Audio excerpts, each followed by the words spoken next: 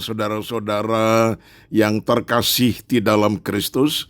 Selamat pagi. Senang sekali bisa berjumpa dengan saudara semuanya. Bagaimana kabarnya pagi hari ini? Semuanya sehat bukan? Haleluya. Mari untuk menerima firman di pagi ini, kita mohon bimbingan Roh Kudus, kita satu di dalam doa. Ya Tuhan, ucapan syukur, terima kasih untuk pagi yang indah ini. Itu sebabnya sebelum kami melaksanakan seluruh aktivitas kami di sepanjang hari ini, kami rindu mendengar firman-Mu disampaikan kepada kami. Berfirmanlah di dalam nama Tuhan Yesus. Haleluya. Amin. Tema firman di pagi ini yaitu Tuhan berperang ganti kita. Keluaran 14 ayat 14 berbunyi demikian. Tuhan akan berperang untuk kamu dan kamu berdiam diri saja. Nah, saudaraku yang dikasihi oleh Tuhan, ayat ini diucapkan Musa kepada bangsa Israel ketika mereka berada dalam situasi yang sangat genting. Di depan mereka terbentang laut Teberau. Di belakang mereka tentara Mesir sedang mengejar dengan bunyi kereta dan pasukan yang begitu bergemuruh. Secara manusia tidak ada jalan keluar. Bangsa Israel menjadi takut dan mulai bersungut-sungut. Namun di tengah keadaan yang mustahil itu, Tuhan memberikan janji yang luar biasa. Tuhan akan berperang untuk kamu, dan kamu akan diam saja.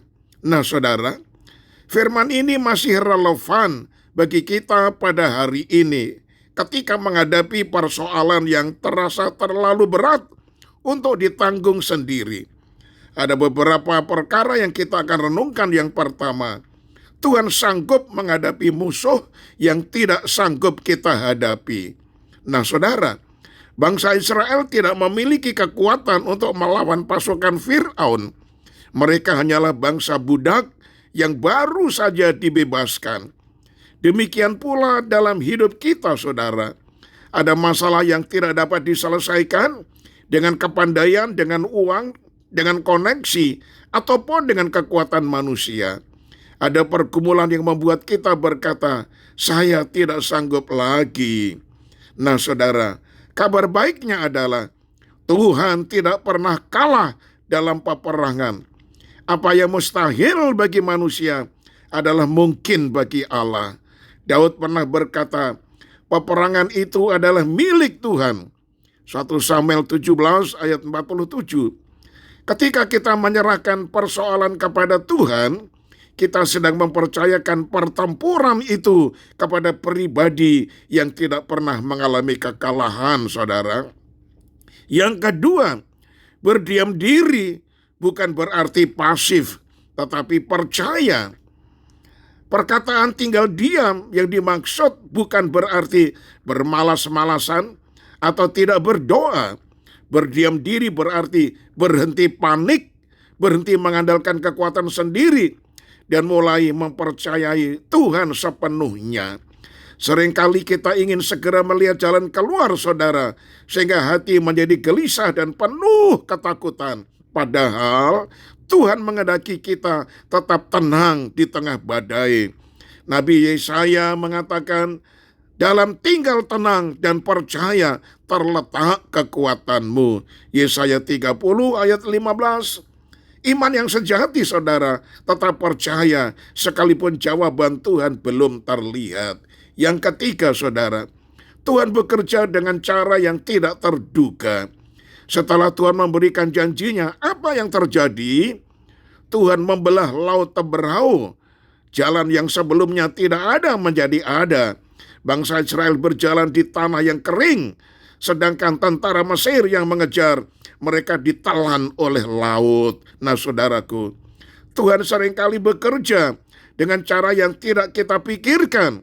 Ketika semua pintu tampak tertutup, Tuhan dapat membuka jalan baru yang tidak pernah kita bayangkan.